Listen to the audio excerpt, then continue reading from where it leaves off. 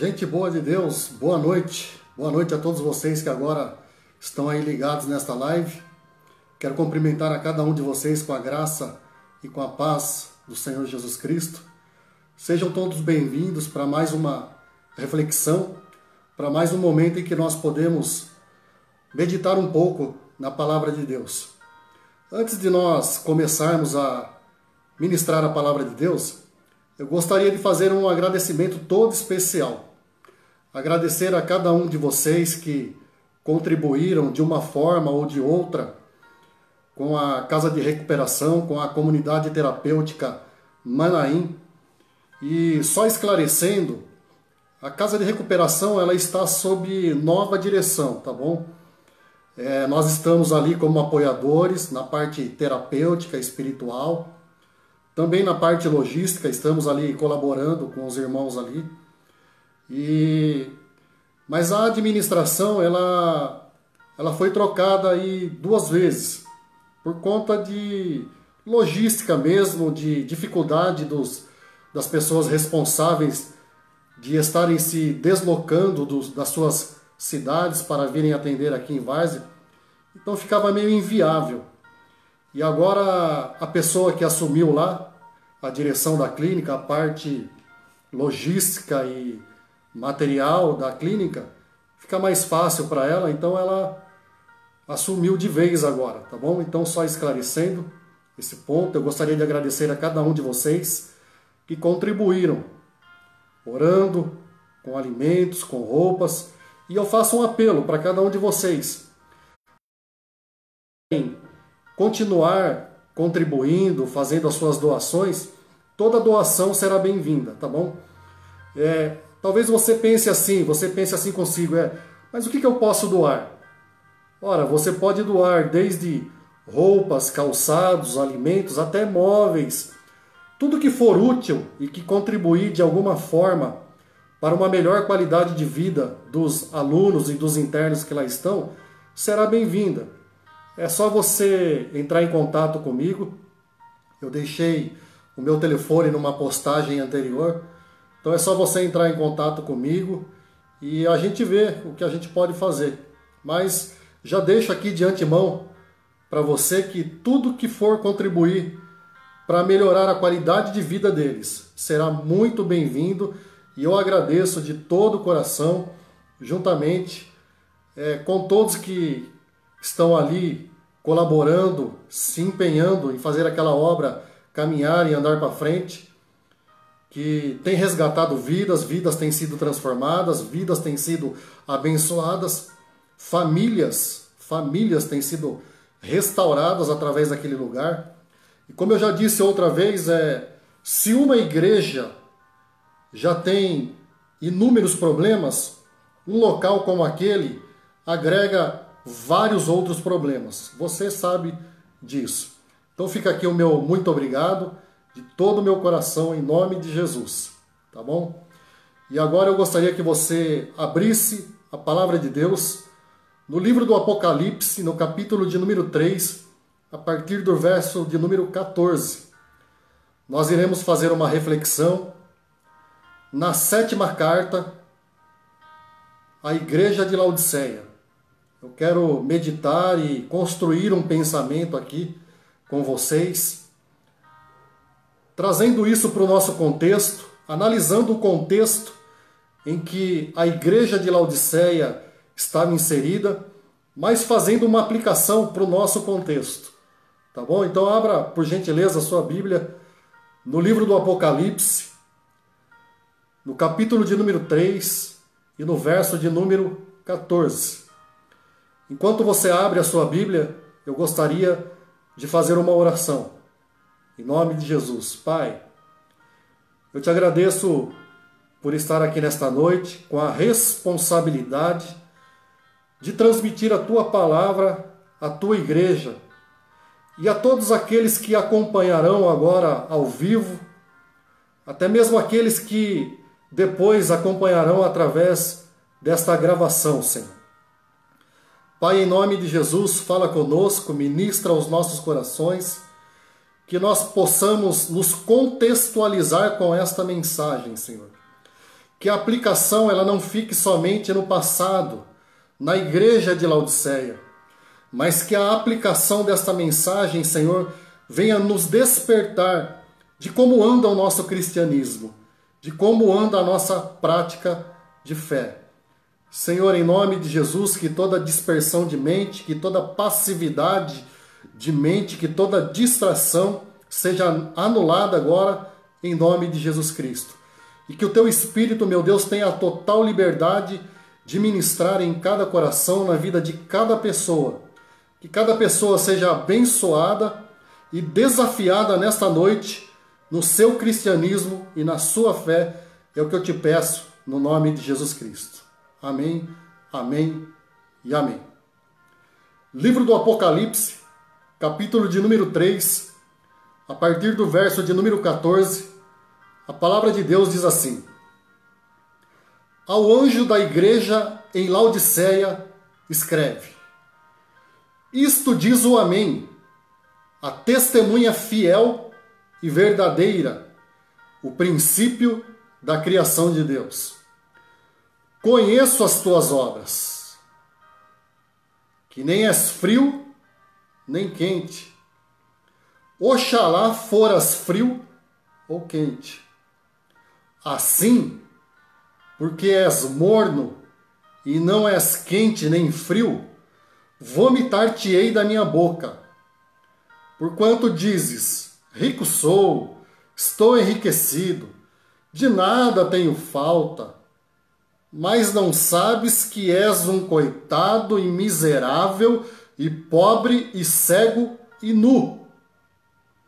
Aconselho-te que de mim compres ouro refinado no fogo, para que te enriqueças, e vestes brancas para que te vistas, e não seja manifesta a vergonha da tua nudez, e colírio, a fim de ungires os teus olhos, para que vejas.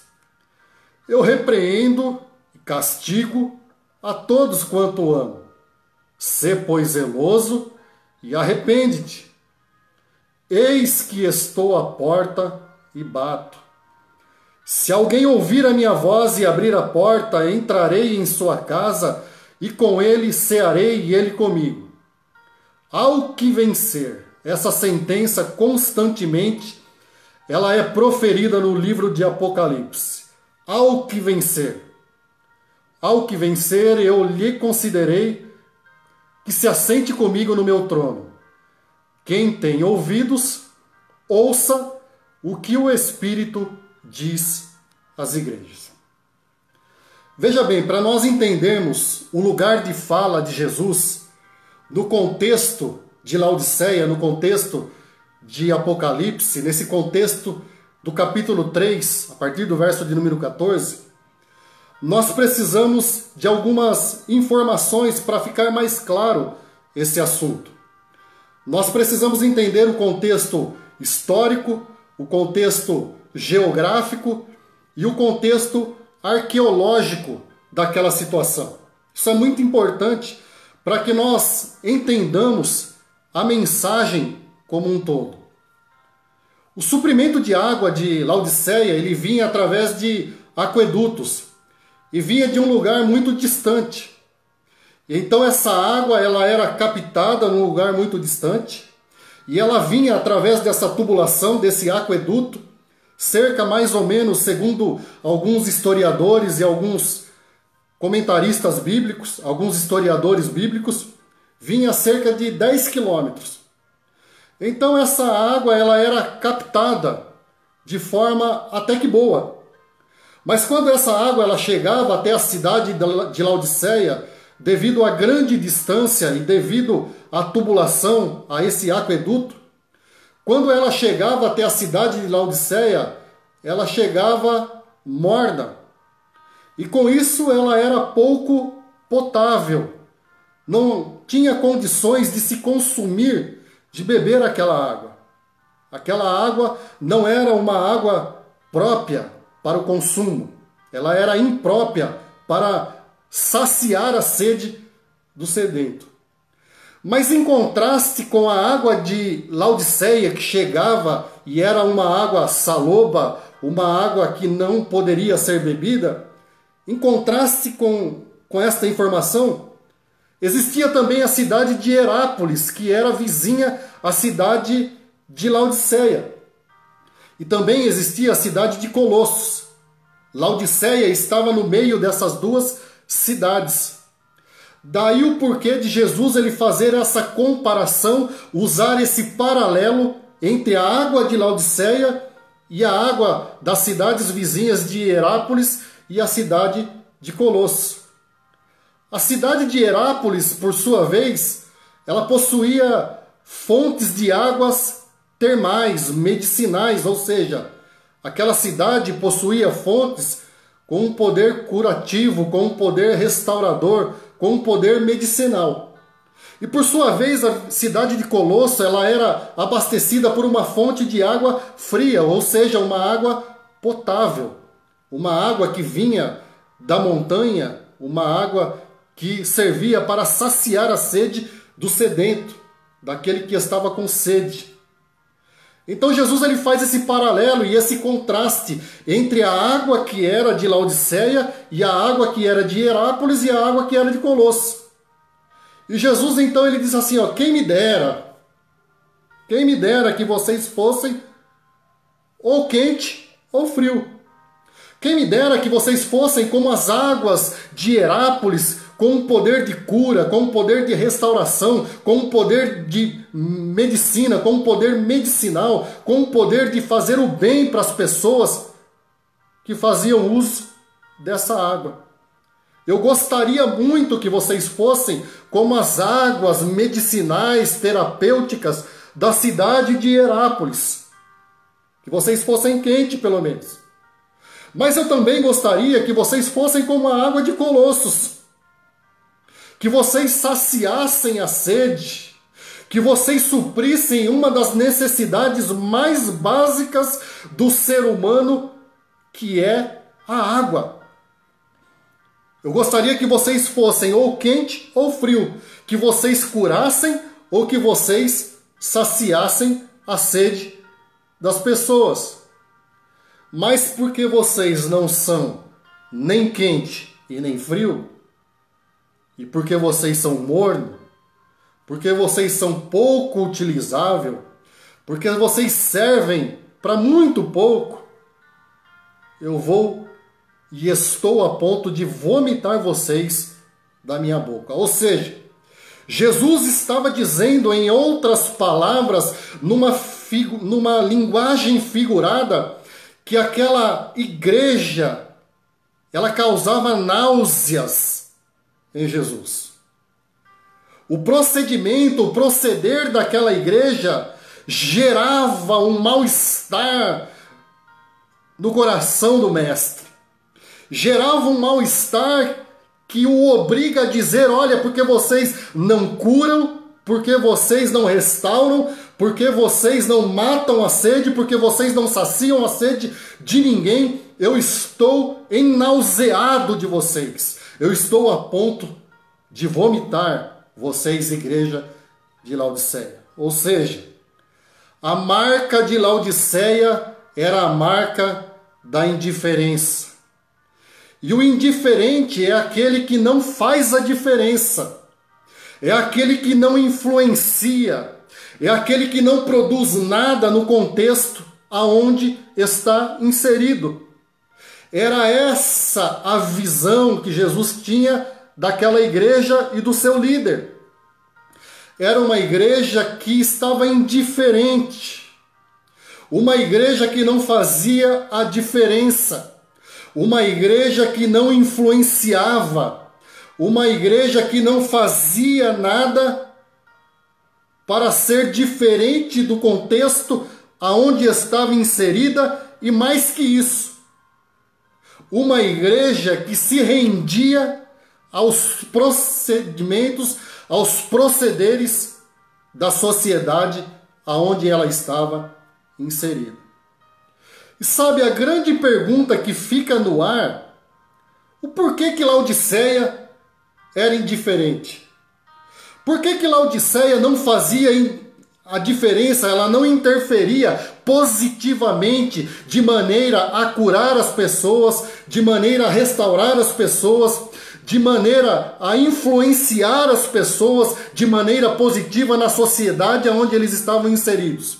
O que acontecia com aquela igreja que fazia dela uma igreja indiferente? E eu levantei algumas possibilidades. Eu levantei aqui algumas probabilidades do porquê aquela igreja ela era indiferente. Porque a marca de Laodiceia era a indiferença. E uma das primeiras probabilidades era eles estavam indiferentes porque eles não entenderam ou esqueceram a sua missão. Eu vou repetir para você. A igreja de Laodiceia, ela estava indiferente porque ou eles não entenderam ou eles esqueceram a sua missão. Essa era uma das prováveis causas do porquê aquela igreja não influenciava positivamente a sociedade aonde ela estava inserida. Laodiceia, a igreja de Laodiceia era uma igreja que estava contente consigo mesma. Era uma igreja que se satisfazia consigo mesmo. Era uma igreja que se contentava com o entretenimento, com as programações eclesiásticas, mas era uma igreja que havia esquecido de ser sal e luz aonde estava posta.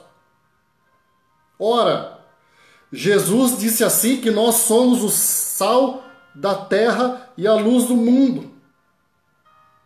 Mas parece que a igreja de Laodiceia havia esquecido a sua missão, ou então nunca havia compreendido qual era a sua missão. Porque a indiferença marcava profundamente e negativamente aquela igreja, a ponto de ela sofrer uma dura repreensão de Jesus. Sabe? Trazendo para o nosso contexto, não é muito diferente. Porque às vezes, algumas igrejas, e eu quero trazer isso, não como simplesmente denominação, não simplesmente como instituição, mas eu quero trazer isso como igreja, como pessoa, como individualidade, como responsabilidade pessoal de cada um de nós, corpo de Cristo, que se chama igreja. Porque essa responsabilidade ela é individual. É um chamamento pessoal que nós devemos chamar a responsabilidade para si e não simplesmente transferir responsabilidade para uma instituição, para uma denominação ou para um grupo religioso. E sabe o que acontece? Muitas vezes nós estamos contentes com a nossa forma de espiritualidade. O que acontece não raras vezes é que nós, à semelhança de Laodiceia, estamos nos contentando com entretenimento, com programações eclesiásticas e nos esquecemos de sermos sal e luz da terra. Nós estamos preocupados, animados, motivados e alegres com o louvorzão. Me desculpe o que eu vou falar agora. Por favor, me entenda. De todo o coração me perdoa pelo que eu vou falar agora.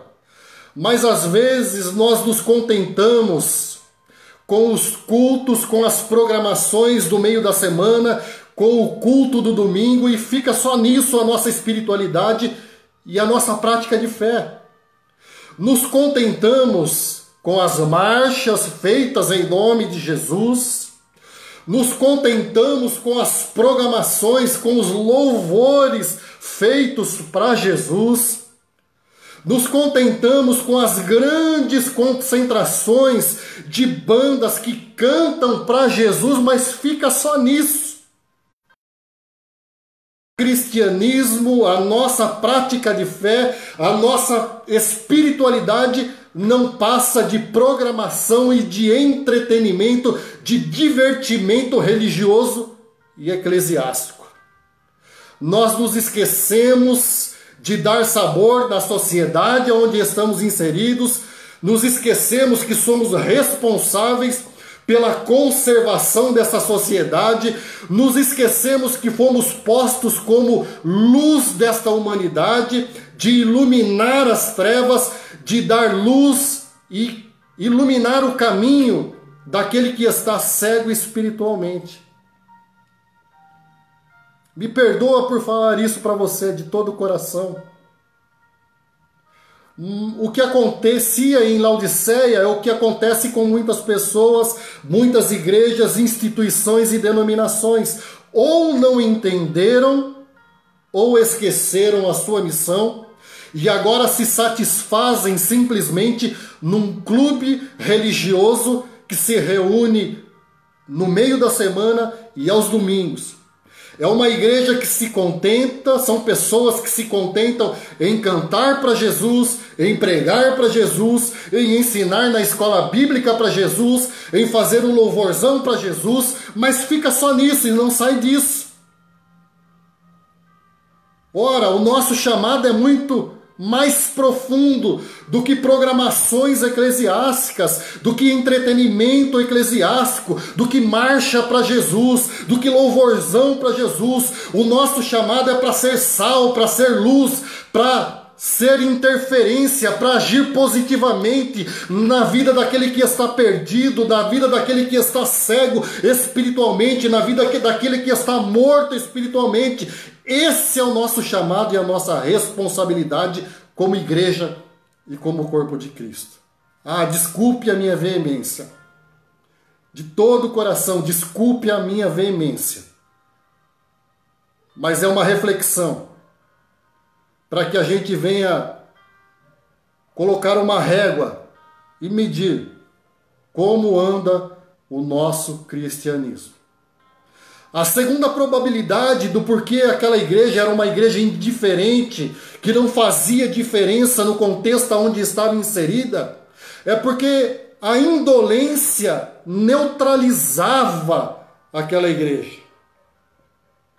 E indolência vem de indolente, de indolor, de não dor, de não sentir a dor, de não ter sensibilidade à dor.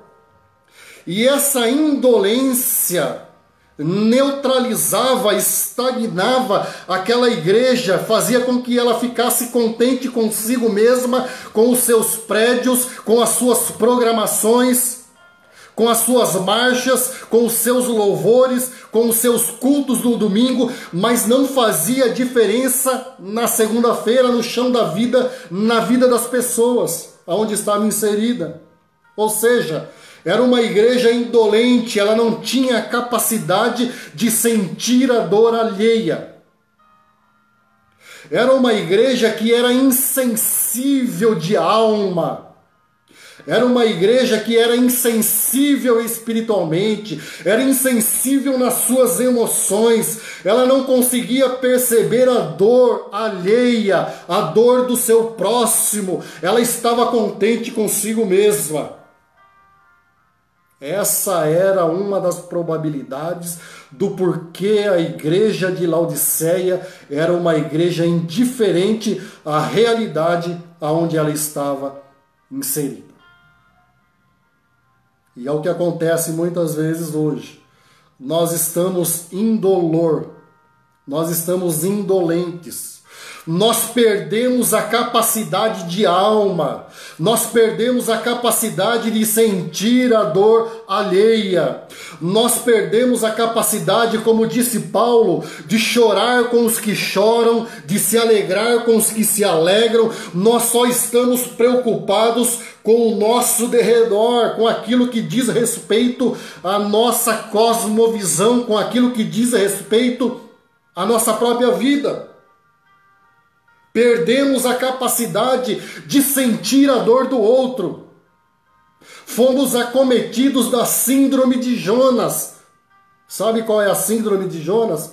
Tô nem aí, tô nem aí. Ou então aquela outra síndrome. Quero não, posso não, não vou não. Conhece esse negócio? Já ouviu falar disso? Jonas havia recebido uma ordem. Jonas, sai de Tarsis e vai para Nínive. Jonas, sai da tua comodidade, da tua zona de conforto, sai do teu mundinho e vai para Nínive, porque lá, Jonas, eu quero te fazer sentir a dor alheia. Lá eu quero te fazer sentir o pecado alheio. Lá eu quero te fazer sentir, eu quero te levar no outro nível espiritual. Lá eu quero dar um upgrade na sua fé, na sua espiritualidade. Mas para que isso aconteça, Jonas, você vai ter que sair da sua zona que você não quer. Tô nem aí, tô nem aí. Vou rapar fora. Quero nem saber, eu tô nem aí com essa galera, com essa cambada de Nínive. Quero não, posso não, não vou não. Jonas, vai para Nínive. Não vou não, Senhor. Jonas, vai para Nínive. Porque senão você vai pagar um preço por essa rebeldia. Jonas, vai para Nínive, porque eu lá tenho muita alma para salvar. Eu quero que você sinta a dor do seu semelhante, o pecado do seu semelhante, as mazelas do seu semelhante, a dor daquele povo. Jonas, Maria, Márcia, Carlos, Neri, Dalila, Franklin, José, Benedito, sai da sua zona de conforto, vai nos presídios, vai nos leprosários, vai nos hospitais sentir a dor daqueles que estão necessitados, vai sentir o pecado daqueles que estão presos. É o que o Senhor está falando para mim e para você. Contextualizando esta mensagem, era uma igreja que estava indolor, que não sentia, que havia perdido essa capacidade de sentir os pecados e as misérias dos outros, as dificuldades dos outros, os dramas pessoais. Era uma igreja que se fazia indiferente e que se contentava em viver de clube religioso. Aí o Senhor está me convocando e te convocando. Ô Jonas, sai da tua zona de conforto, sai dessa indiferença, porque eu tenho gente presa que eu quero que você visite. Eu tenho gente doente em hospital que eu quero que você leve uma palavra de ânimo, de consolo, de restauração, de cura, de salvação. Eu quero que você leve o meu evangelho. Sai da tua zona de conforto, vai no leprosário. Vai aonde ninguém quer ir. Ah, mas isso não é para mim, é para você sim. É para mim, é para você, é para nós. Esse é um chamado que não é um chamado específico. Levar o evangelho para gente que está em pecado, gente que está necessitada, gente que está desviada, gente que se afastou dos caminhos do Senhor, é responsabilidade minha e sua. Sinto muito em lhe dar esta notícia. Nós temos falhado nessa missão, nós estamos como Jonas, estamos indiferentes. E aí quando as lutas vêm, quando as dificuldades vêm, quando nós somos lançados fora do navio, quando nós somos engolidos por um grande peixe, quando nós somos engolidos pelos grandes problemas que sobrevêm na nossa vida, então nós começamos a questionar a Deus. Deus, mas por que tudo isso? Não é por quê, meu filho? Santo, é para quê? Você não entendeu a sua missão ainda? Você não entendeu ainda qual é o seu chamado? O seu chamado não é para viver de clube religioso, de programação, de entretenimento, de marcha para Jesus, de louvorzão para Jesus, de escola bíblica para Jesus, de culto para Jesus. O teu chamado é no chão da vida. O teu chamado é no mundo. Paredes da instituição religiosa. Jesus disse assim: quando vocês derem um copo de beber que seja para um desses meus pequeninos, quando vocês visitarem os presos, quando vocês visitarem os doentes, quando vocês forem atrás daqueles que estão necessitados, vocês escutarão uma voz que vai dizer assim para vocês: vinde benditos do meu Pai para o reino que vos está preparado desde a fundação do mundo. Entrem benditos do meu Pai no gozo do teu Senhor. É o teu galardão, é o teu prêmio, é a tua recompensa. Nós não fazemos isso por recompensa, não fazemos isso para receber galardão, mas existe uma promessa. Nós não podemos ficar indiferentes ao nosso chamado e à nossa missão como igreja. Mas existem mais algumas probabilidades que estão no contexto histórico dessa igreja. Por que eles estavam indiferentes? Eles estavam indiferentes porque a ostentação os distraía. E por que eu estou dizendo isso? Porque Jesus ele usa uma figura de... Jesus usa uma figura paralela para explicar a situação de Laodiceia. E quando ele chama a atenção de Laodiceia, ele diz assim: vocês acham que estão ricos, mas vocês não sabem que vocês são miseráveis, que vocês são pobres, que vocês estão cegos e que vocês estão nus. Jesus dá uma dura repreensão àquela igreja. E por que Jesus ele usa essa figura de linguagem? Porque Jesus ele usa essa ilustração do contexto aonde Laodiceia estava inserida, onde aquela igreja estava inserida, naquela sociedade onde aquela igreja vivia. Por que Jesus ele usa esse paralelo? Porque haviam três influências extremamente poderosas que influenciavam a vida da igreja laodicense. E a primeira influência muito poderosa, e que continua sendo poderosa no nosso contexto, no contexto em que nós vivemos, que era uma influência, que era ir à igreja dos laodicenses, era o poder econômico. Porque a igreja de Laodiceia, ela estava numa rota comercial muito poderosa. Laodiceia, no seu contexto, fazia parte do primeiro mundo econômico. Laodiceia, a igreja de Laodiceia, ela estava inserida em um contexto onde o poder econômico era muito grande. Existia no contexto de Laodiceia um emaranhado econômico, bancos, circulava naquela sociedade. Laodiceia. Laodiceia era rota de mercadores. Laodiceia era rota de gente que queria negociar e ganhar dinheiro. E Laodiceia então começou a ser engolida, absorvida pelo brilho, pelo poder econômico. Laodiceia começou a ter os seus olhos voltados para o poder econômico, e aquilo começou a distrair aquela igreja. Ou seja, era uma igreja materialmente rica. Dinheiro não era problema para Laodiceia. A segurança estava nas riquezas. Mas Jesus, quando se dirige àquela igreja, ele diz assim: olha, te dá um conselho. Te dá um conselho.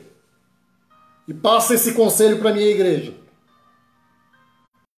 Conselho que você compre ouro provado. Aconselho que vocês comprem de mim a verdadeira riqueza. Que vocês aprendam comigo a verdadeira riqueza, aquilo que realmente importa. E Jesus ele está nos remetendo ao capítulo 6 de Mateus, a partir do verso de número 19, quando ele diz assim: não ajunteis tesouros na terra, onde a traça e a ferrugem consomem, estragam, deterioram. mas se esforcem para juntar tesouro nos céus, aonde a traça não corrói, aonde a ferrugem não consome, aonde os ladrões não roubam, aonde o diabo não tem o poder de furtar essa riqueza, que é a presença do meu Espírito, o poder do Evangelho e da minha palavra na vida de vocês. Ajuntem tesouro nos céus. Foi o conselho que Jesus estava dando ao anjo daquela igreja, ao líder daquela igreja e àquela igreja em consequência. Em Lucas capítulo 12, a partir do verso 20, Jesus faz uma outra analogia, ele traz uma parábola. E ele diz assim que o campo de um homem, ele havia produzido muito mantimento. E então aquele homem, ele começa a razoar entre si, ele começa a pensar entre si, consigo mesmo, e ele chega a uma conclusão. Eu estou num status bom, a minha conta bancária está boa, a minha situação financeira é tranquila, eu não dependo financeiramente de ninguém, meus campos produziram muito, mas eu não tenho aonde guardar, o que eu vou fazer agora? Estou com um grande problema. E aquele homem então tem uma brilhante ideia, ele diz assim, já sei, eu vou construir celeiros maiores para juntar todos os meus grãos, e então estarei tranquilo ainda por muitos anos, e direi à minha alma, alma, regala-te, regozija-te, descansa, porque você tem provisão, sustento, tranquilidade financeira por muitos anos. E aí então diz a parábola, a continuação da parábola, que uma voz diz assim para aquele homem, louco, presta atenção no que você está fazendo. Louco, esta noite te pedirão a tua alma.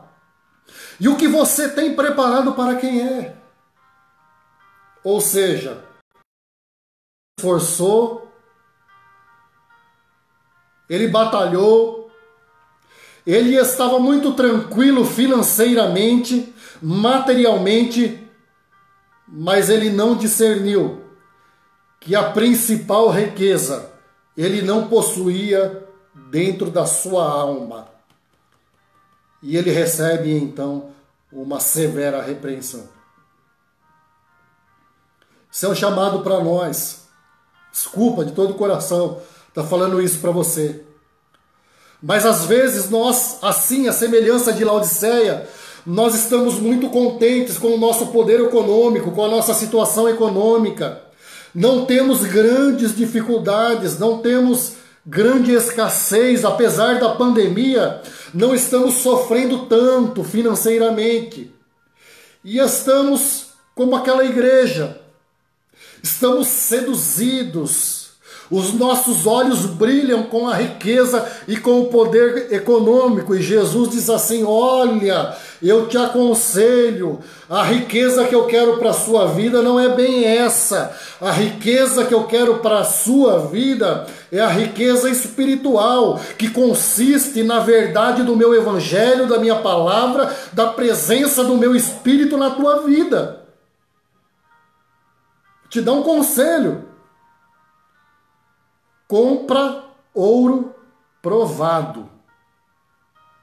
Ou seja, compra aquilo que verdadeiramente não se destrói, não se desfaz, e ninguém nunca poderá roubar da tua alma e da tua vida, que é a minha palavra e a presença e o poder do meu Espírito dentro de você. Era esse o conselho. Mas existia uma segunda força muito poderosa e que distraía Laodiceia naquele contexto. Porque eles estavam encantados, eles estavam distraídos, eles estavam seduzidos também com a influência da ciência, porque Laodiceia estava inserida numa sociedade, num contexto onde a ciência, a sabedoria, o desenvolvimento científico para a época era muito grande, era poderoso. E sabe, esse tem sido uma das distrações o do porquê muitas pessoas não se rendem ao Evangelho, não obedecem ao Evangelho, porque estão seduzidas pelo poder da ciência, e eu não estou desmerecendo de maneira alguma o poder da ciência, não é isso. Naquela sociedade laodicense, o poder da ciência era enorme, ao ponto de eles serem especializados em produtos medicinais, ou seja, eles eram especializados em produtos oftalmológicos. Esse contexto histórico e extra-bíblico nos mostra isso, e do porquê Jesus usa esse paralelo, do porquê Jesus usa essa figura de linguagem. Porque aquela sociedade era evoluída na ciência. Eles haviam se desenvolvido cientificamente e eles fabricavam uma pasta com base de um pó frígio, que era passado nos olhos, e aquela pasta, aquele medicamento, aquele desenvolvimento científico, ele trazia cura para os olhos, ele trazia alívio para os olhos e outras coisas mais. Então Jesus diz assim, olha, tem uma coisa, hein? Vocês acham que estão vendo, vocês acham que enxergam alguma coisa, mas eu aconselho mais uma coisa, que vocês unjam os vossos olhos com o colírio. Mas não é com o colírio que vocês fabricam, é com o colírio da minha palavra. Jesus disse assim, Jesus deixou muito claro, em Mateus capítulo 6, ele disse assim, que os olhos, eles são a janela da alma, que através dos olhos, a nossa capacidade de enxergar, e ele não estava falando de olhos físicos, desses olhos aqui que precisam de óculos, ele estava falando dos olhos da alma, os olhos do coração, os olhos do sentimento, os olhos da espiritualidade, os olhos da fé, os olhos que conseguem discernir e enxergar realidades espirituais. Ele estava dizendo que esses olhos espirituais, essa capacidade de discernir e entender o mundo espiritual, é a janela da alma.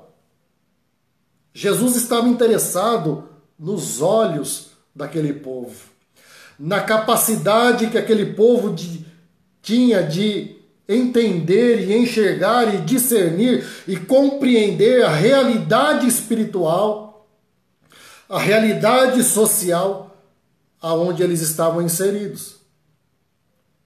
E nós, às vezes, estamos tão distraídos com a tecnologia, com o desenvolvimento da ciência, e nós perdemos essa capacidade de enxergar com os olhos da alma. E ele continua dizendo, se os teus olhos forem bons, todo o teu corpo será bom. Se os teus olhos, ou seja, se a tua capacidade de discernir, enxergar, compreender realidades espirituais através dos olhos da alma, que é a porta de entrada de todas as coisas, se os teus olhos forem bons, então teu corpo será iluminado, teu corpo será sarado. É lógico que é o corpo espiritual. Então Jesus ele diz isso.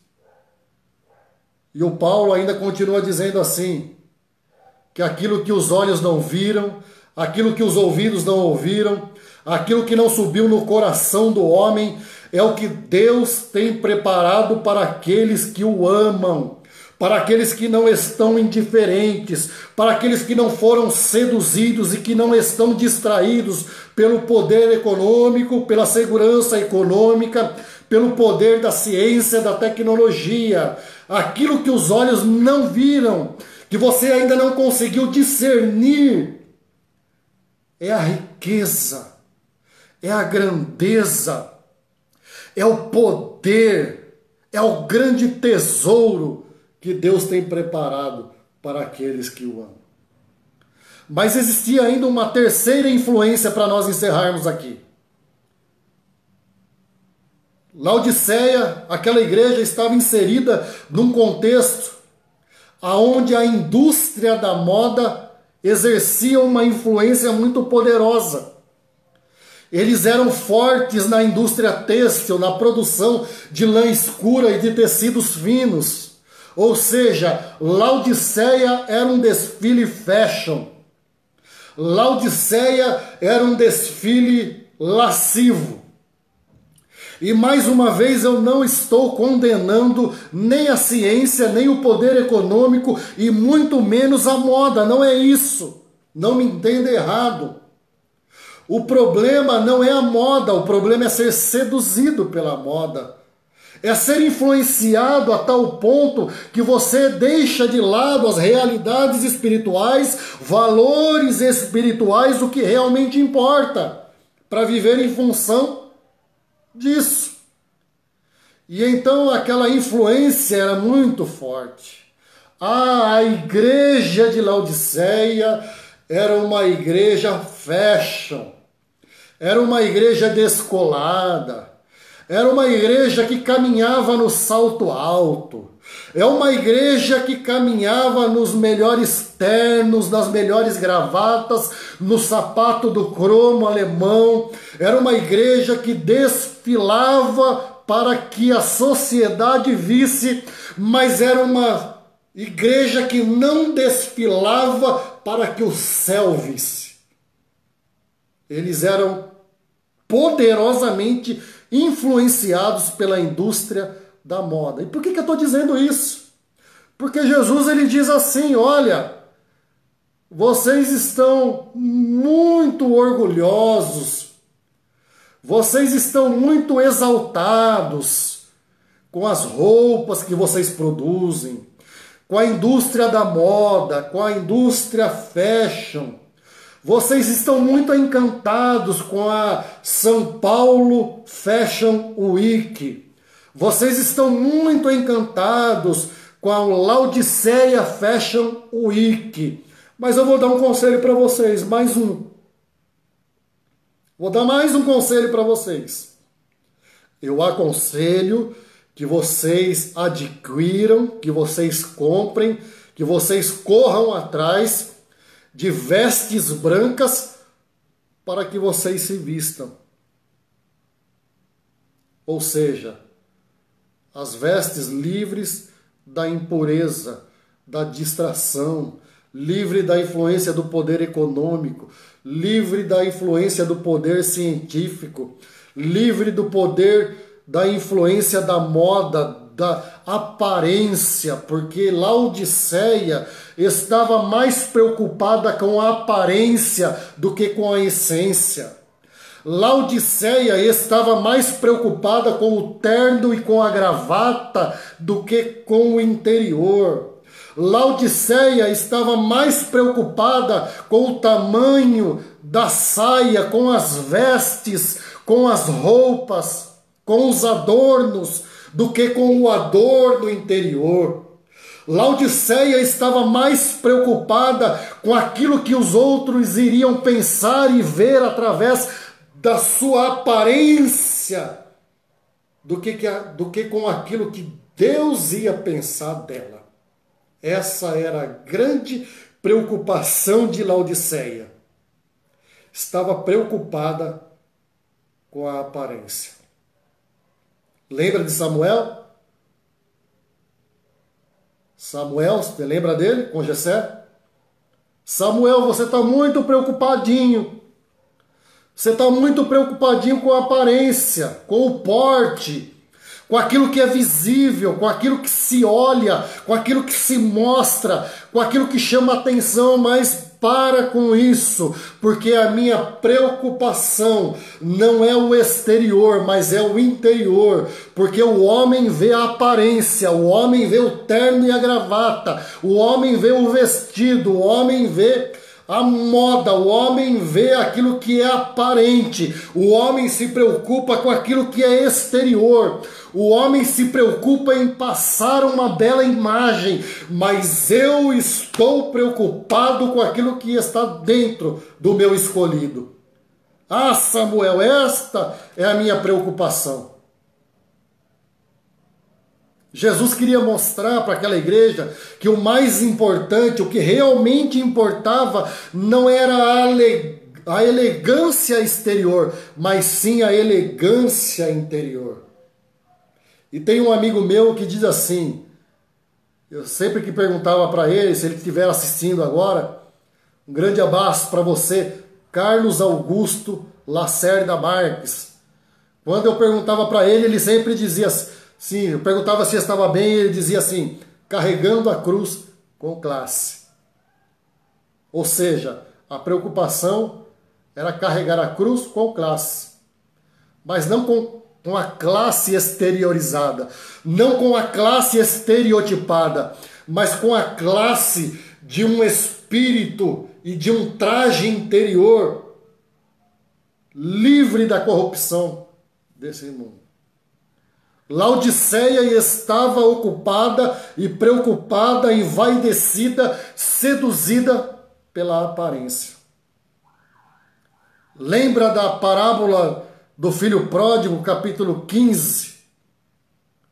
O cara perde a herança, gasta toda a herança, ele vai para longe do seu pai, distante da proteção, do carinho, do amor, do cuidado do seu pai. Assim estava a igreja de Laodiceia, seduzida, envolvida, distraída, indolor, indolente, indiferente, longe das realidades espirituais.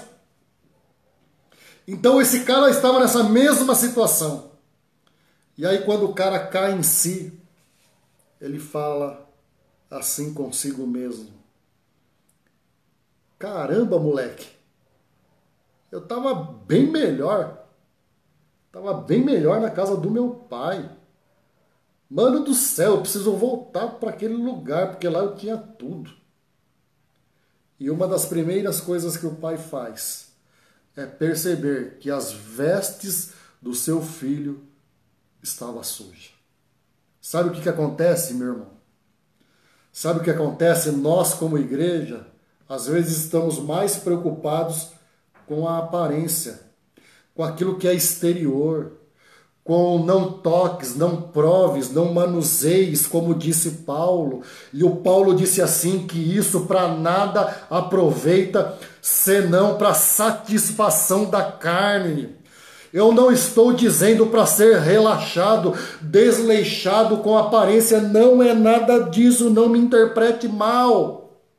O problema não é se apresentar bem, vestir uma boa roupa, estar decentemente, o problema não é esse, definitivamente não é esse.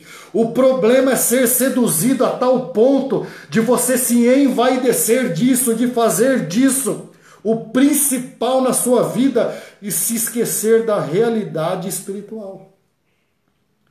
E quando isso acontece, as nossas vestes estão sujas, como estavam as vestes do filho pródigo. Aí o que o pai precisa fazer? Tirar as vestes e trocar as vestes. É isso que ele quer fazer. Então, meu irmão, o que precisa ser feito? É uma reflexão. O que a gente precisa fazer como igreja? Para que a gente não fique como Laodiceia, contente com a gente mesmo, contente com programações e entretenimentos de um clube religioso, de uma instituição, de uma denominação de programações religiosas. O que a gente precisa fazer para sair dessa indiferença? Sair dessa influência do poder econômico, da situação econômica tranquila, seduzido pela tecnologia, pela ciência, já não crê mais em Deus, já não crê mais no Evangelho, já não crê mais no poder da manifestação do Espírito Santo de Deus, só fica focado na aparência. O que a gente precisa fazer? Jesus dá um conselho, Jesus dá a receita, duas. Versículo 20 ele diz assim: eis que estou à porta e bato. Ei! Tum, tum, tum. Estou batendo na porta do teu coração nesta noite. Estou batendo na porta da tua alma para que você passe a partir de hoje sentir a dor daquele que está perdido. Para que você passe a sentir a partir de hoje a dor, a aflição, a mazela, o pecado daquele que está desviado, distante. daquele que não tem a realidade que você tem, daquele que está precisando de uma palavra de conforto, daquele que está preso, daquele que está no hospital doente, daquele que está no leprosário, daquele que precisa de você. Estou batendo na porta do coração.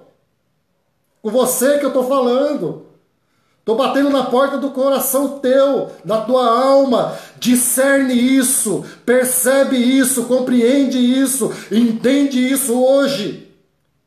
Igreja não é para viver de entretenimento, de programação religiosa. É para sair fora das quatro paredes, fora da reunião de domingo, no chão da vida, no chão da realidade. Como disse Hebreus, Jesus ele foi sacrificado fora das portas, dando um exemplo para nós. É fora dos portões do culto, fora dos portões das programações e dos entretenimentos religiosos. Eu estou batendo na tua porta hoje. O que isso significa? Que eu preciso ouvir a voz de Deus. Versículo 20 está dizendo isso. Ouça a voz de Deus, pelo amor do Senhor. Ouça a voz de Deus.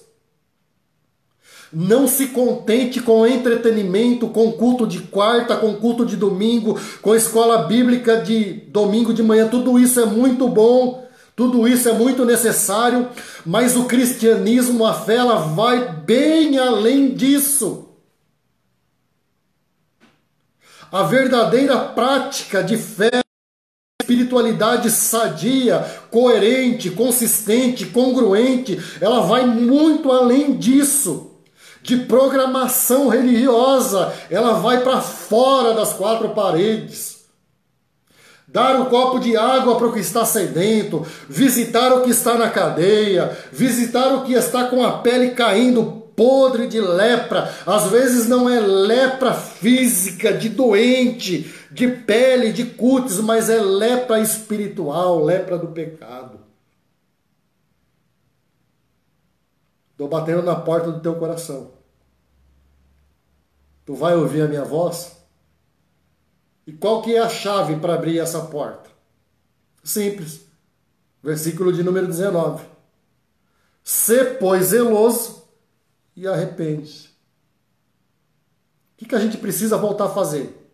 Só ser zeloso e se arrepender. Ou seja, entender a nossa missão, entender o nosso chamado, não ficar indiferente, não ficar insensível à dor das pessoas, não ficar insensível ao nosso chamado, não transferir responsabilidade para o pastor, não transferir responsabilidade para os pastores, para os líderes, para os professores, mas isso é um chamamento meu e seu, isso é um chamamento nosso, isso é uma convocação para toda a igreja.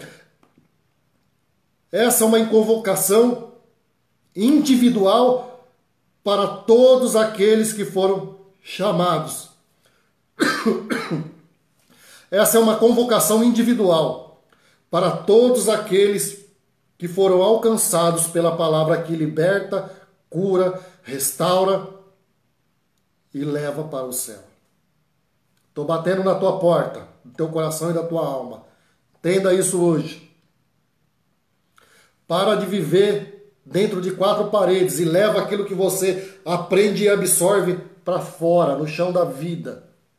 Visitando gente, se relacionando com gente. Fazendo o evangelho ser realidade na vida de gente, gente doente, gente necessitada, gente desesperada, gente endemoniada. Sê, pois, zeloso e arrepende-te. E para passar a régua e jogar a última pá de cal, Jesus diz assim: quem tem ouvidos, ouça o que o Espírito diz às igrejas. Amém?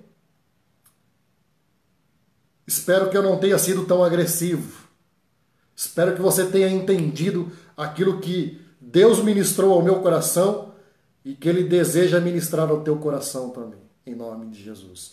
Vamos orar para nós encerrarmos. Pai, no nome de Jesus, te agradeço por essa noite. Te agradeço pela tua palavra. Antes de mais nada, tu falaste ao meu coração, Senhor, é minha alma. Ó Deus, em nome de Jesus, que esta palavra ela reverbere, ela repercuta na vida de tantos outros, ó Pai. E que nós possamos fazer a diferença, que nós possamos influenciar positivamente a sociedade e o contexto onde nós estamos inseridos. Que nós não venhamos ficar como Laodiceia e sermos repreendidos duramente, Pai. Ah, meu Deus, tenha misericórdia de nós. Desperta-nos nesta noite. Desperta a nossa alma. Que nós não fiquemos seduzidos, ó Pai, pelo poder econômico, pela estabilidade financeira, pelo poder tecnológico, científico, pelo poder das aparências, que nós venhamos sentir a dor do outro, que nós venhamos chorar com os que choram. Ó Deus, em nome de Jesus, que nós venhamos compreender de uma vez por todas qual é a nossa missão, e a nossa missão é ser luz e sal. Ajuda-nos, Espírito Santo, em nome de Jesus. Em nome de Jesus.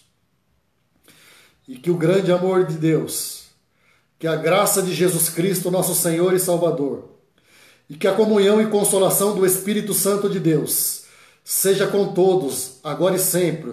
Se você puder dizer aí na sua casa, amém, diga amém, amém e amém. Deus te abençoe, meu irmão. Deus te abençoe, meu amigo.